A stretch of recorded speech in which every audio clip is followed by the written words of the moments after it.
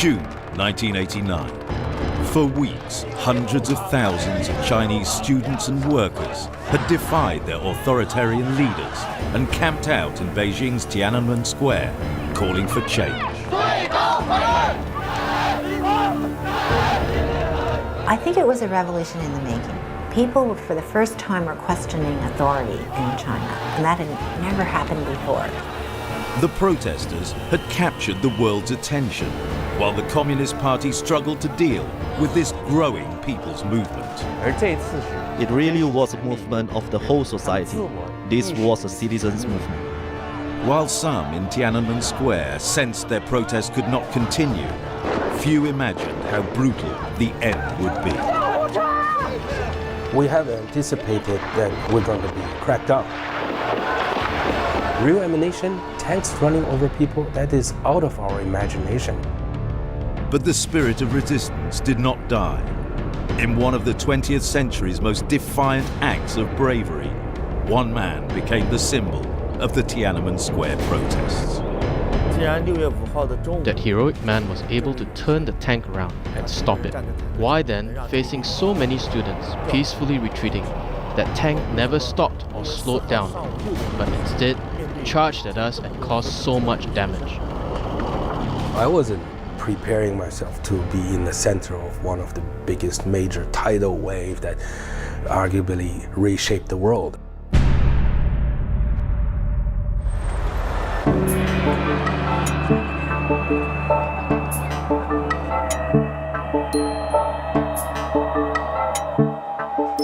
Tiananmen Square, Beijing, the heart of the world's most populous nation.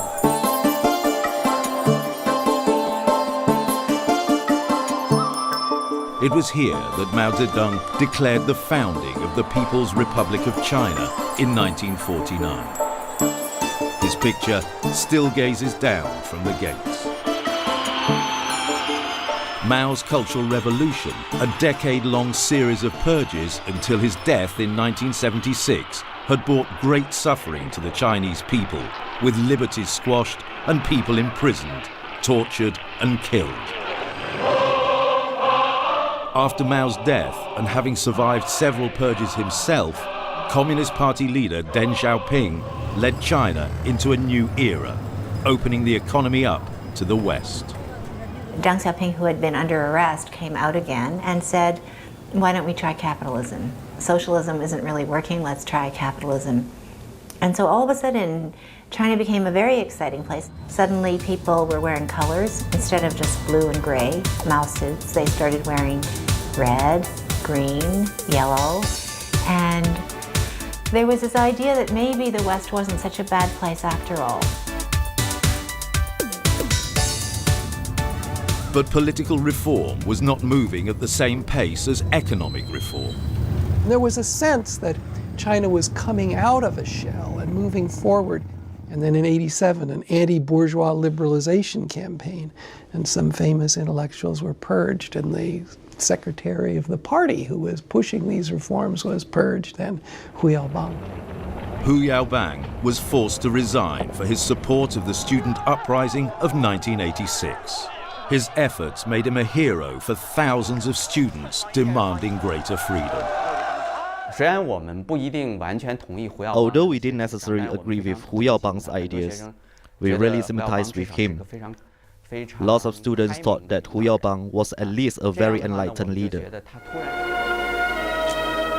Hu's death on April the 15th, 1989, 2 years after his public shaming, was the catalyst for a protest that would become the biggest modern China had witnessed. We needed an excuse. And then when Hu Yaobang died, we thought a similar, commemorating a former General Secretary of Communist Party is not something that outrageous. I mean, it's something people can do. Government wouldn't be able to just suppress that. What started as a protest at Hu's treatment grew in momentum. Emboldened, the protesters wrote a list of demands. They poured onto Tiananmen Square. As university students, we felt we had a social responsibility to fulfill, and we were passionate about our country. The demands made at the time were worthy and just, from dealing with corruption to speeding up the political reform, from media freedom to law and democracy. They were the kind of desires shared by all students in the 80s.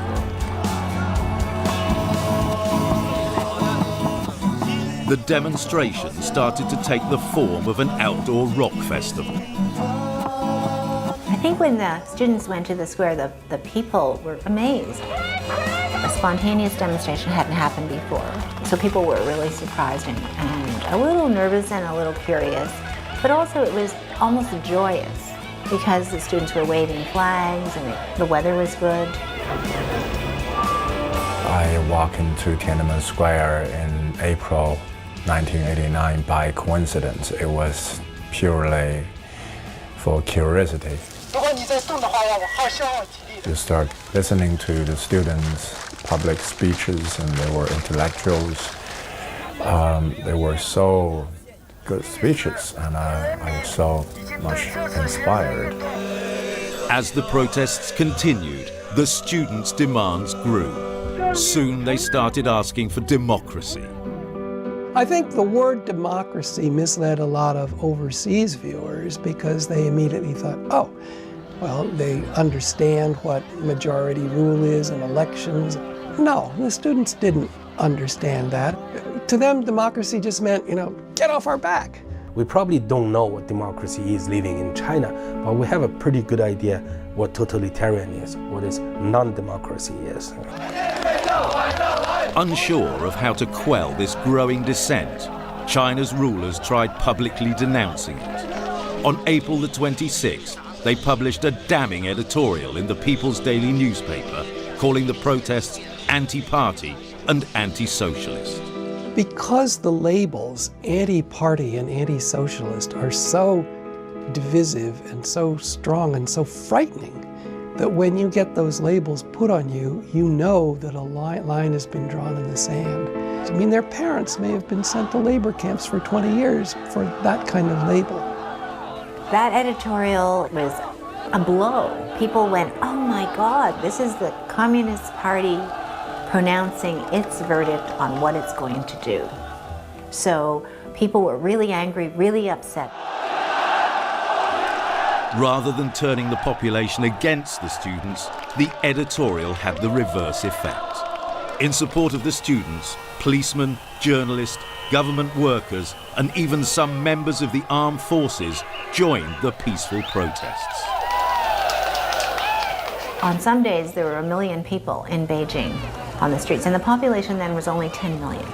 And so I think everybody was on the streets. I almost couldn't find anyone who hadn't been part of a protest. And if you weren't actually marching, you were gawking. The editorial also widened a rift within the Communist Party itself. On one side, the moderates, led by Secretary General Zhao Ziyang. On the other, hardliners, led by the Premier Li Peng. Both sought to influence the country's ultimate leader, Deng Xiaoping, on how to resolve the standoff with the protesters.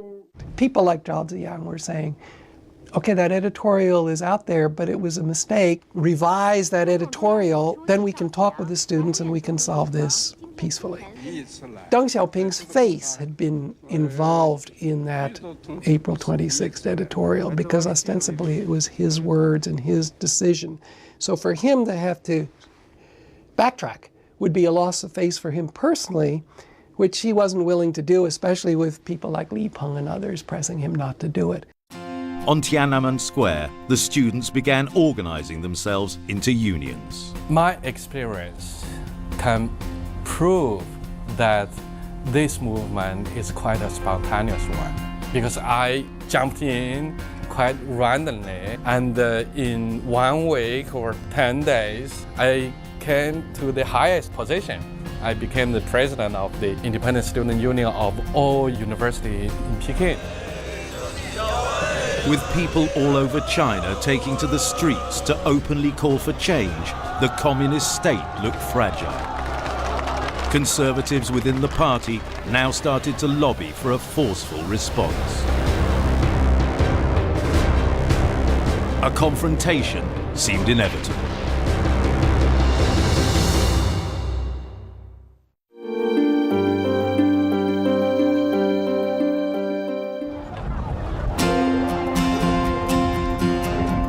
As the Tiananmen Square protests of May 1989 grew, thousands of students and workers camped out on the square. Wild storms failed to discourage them. But some began to lose patience with the government's refusal to discuss their list of demands.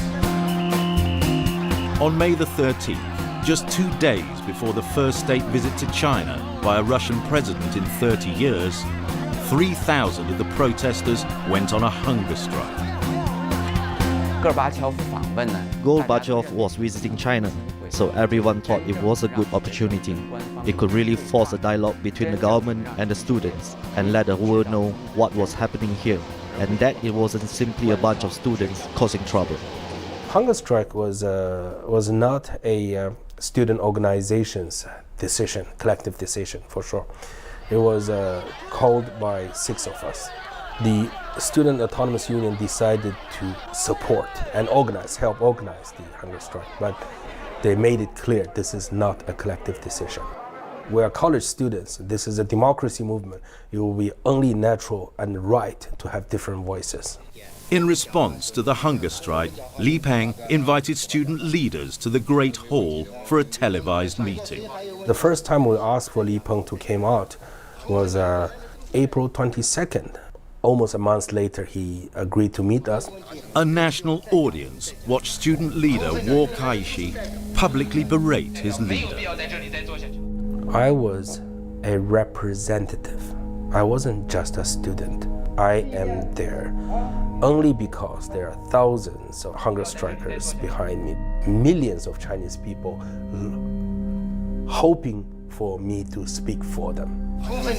I did the right thing, that I need to speak equally and affirmatively with the government. The students' actions had inspired many. Workers formed the first independent workers' union in 40 years. I heard the workers' organization was organized in the corner of Tiananmen Square, so I just went there and joined them. Later, we were running for the election, so I was elected as the spokesperson. They organize themselves. They are so brave because the sentence for students, activists, are quite limited. 4 years for one time, for example. But for the workers, the highest is execution. With the situation escalating, Secretary General Zhao Ziyang visited the protesters in the square. They ignored his plea to end their action. Zhao, who was accused of dividing the party, was fired and placed under house arrest. Martial law was declared, and on May the 20th, troops moved onto the streets of Beijing. As government, instead of a response to the students' request for dialogue, you put out martial law. That was the worst decision they made. When the martial law declared, probably a few hours of fear, and then the next day, and the next day, and the next day, more people coming into streets. People stopped them. People stood in front, and of course the army stopped, and people gave them popsicles and drinks and talked to them, shook hands, and the soldiers really were quite confused. So the martial law, I called it marshmallow law, because nothing happened. And that was a big humiliation for the Communist Party. After 3 days, the soldiers retreated to the outskirts of Beijing. The protests continued for another 11 days as Communist Party leaders planned their next move. Then, on June the 3rd, 1989, Deng Xiaoping gave the order to clear the square. His orders to the troops were contradictory in one sense. You have to clear the square by 6 a.m. no matter what. On the other hand, please, no bloodshed. Well, for the soldier, of course, you can't do both of those.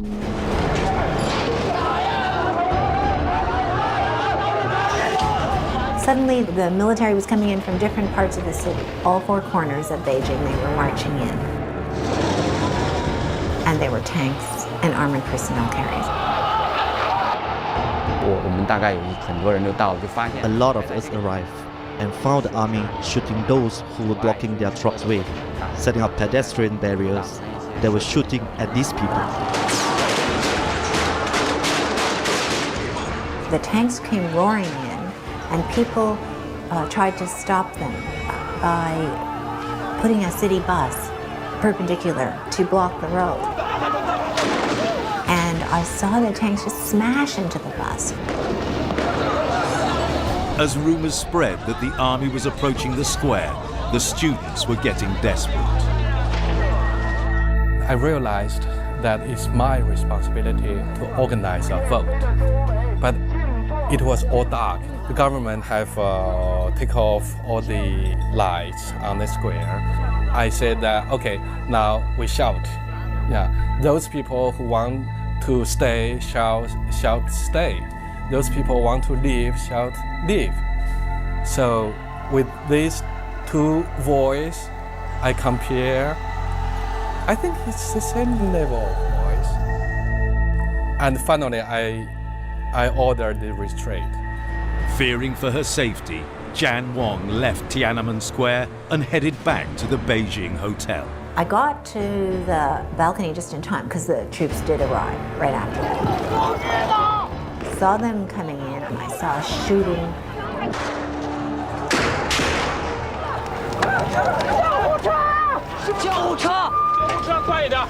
And then I saw these ambulances start to come out of the square. I don't know why people were cowering. Why didn't they just leave? They didn't. They stayed there as if they wanted to protect the students.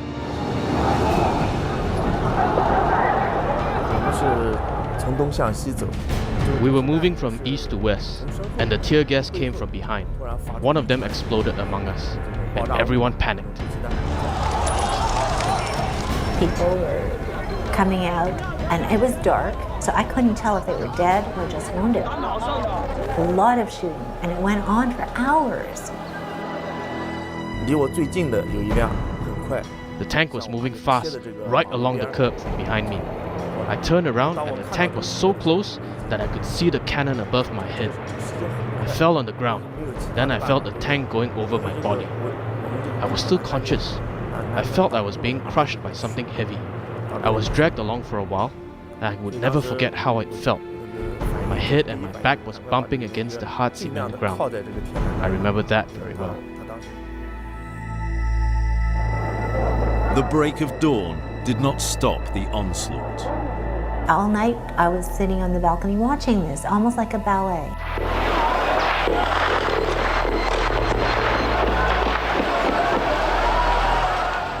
And there weren't enough ambulances, so I saw pedicab drivers.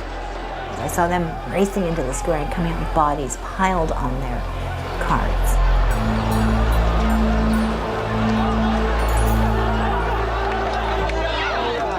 Overnight, the Chinese Red Cross issued a statement saying 2,600 people had been killed. That figure was rapidly retracted.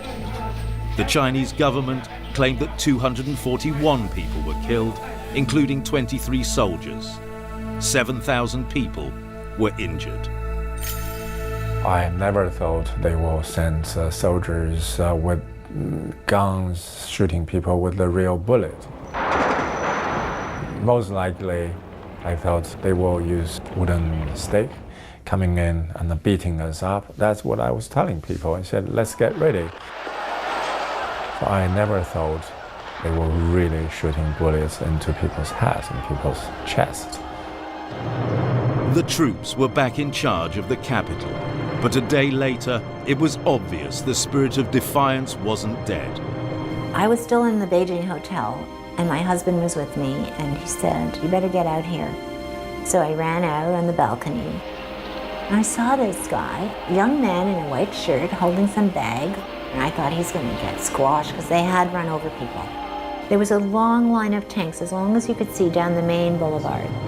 And he's like a soccer goalie. He's like going to stop this tank. And to my surprise, the lead tank stopped. I see the man climb up onto the tank. And I go, are you crazy? Are you nuts? And he seems like he wants to talk to the people inside. After a moment, he gets down again.